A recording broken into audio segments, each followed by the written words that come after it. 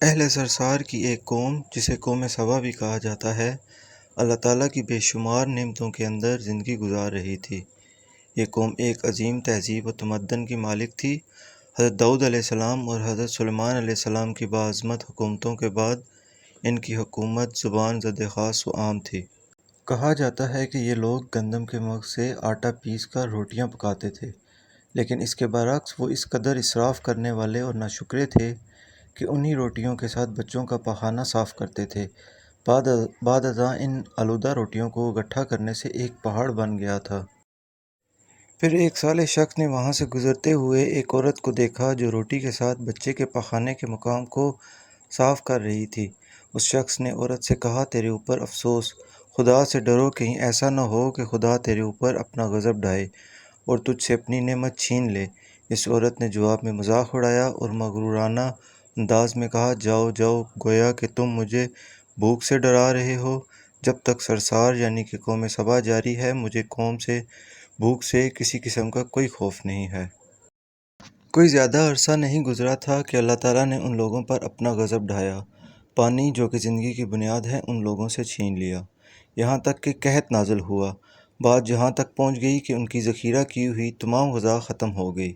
آخرکار وہ اتنے مجبور ہو گئے کہ وہ لوگ آلودہ روٹیوں پر ٹوٹ پڑے جو ان لوگوں نے اکٹھی کر کے پہاڑ کی مانند ڈھیر لگایا ہوا تھا، بلکہ وہاں سے روٹی لینے کے لیے صف لگتی تاکہ ہر کوئی وہاں سے اپنے حصے کی روٹی لے سکے۔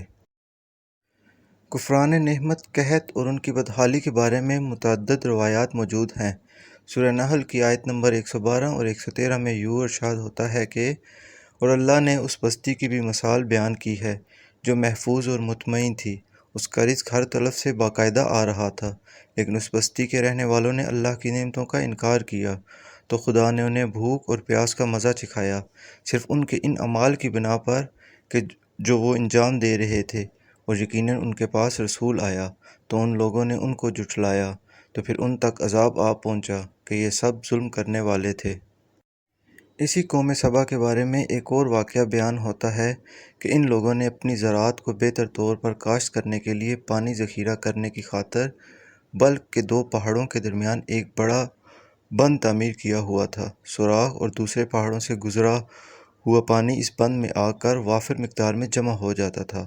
قوم سبا نے اس پانی سے صحیح طور پر استفادہ کرتے ہوئے وسیع و عریض اور بہت سے خوبصورت باغات لگائے اور کھیتی باڑی کو رونق بخشی۔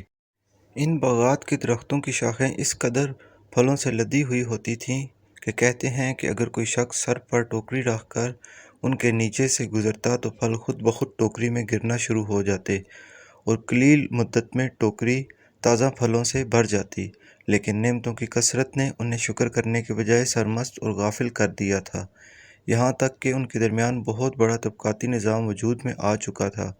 ان میں سے صاحب اقتدار لوگوں نے کمزوروں اور ضعیفوں کا خون چوسنا شروع کر رکھا تھا۔ یہاں تک کہ ان لوگوں نے خدا سے ایک احمقانہ التماس کی جس کا ذکر سورۃ سبا کی آیت نمبر 19 میں ملتا ہے۔ انہوں نے کہا، خدایا ہمارے سفروں کے درمیان فاصلہ زیادہ کر دے۔